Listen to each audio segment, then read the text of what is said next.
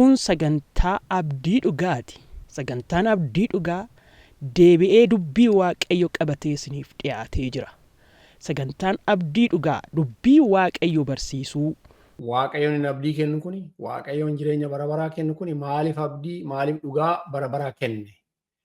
Maaliif jireenya namaa irratti kana hunda invest gochuun isa barbaachise? Maaliif waaqayyoon kana hunda raawwachuudhaaf yaade? Maaliif waaqayyoon kana godhee jennee gaafa laallu immoo jaalala isaati. Akkaataa amantoonni dubbii waaqayyo ittiin jiraatan barsiisa. Kanaaf yeroo dhiyoo keessatti qophii adda addaa fi barumsa walitti aanaa isiniif qabannee dhufaa jirra.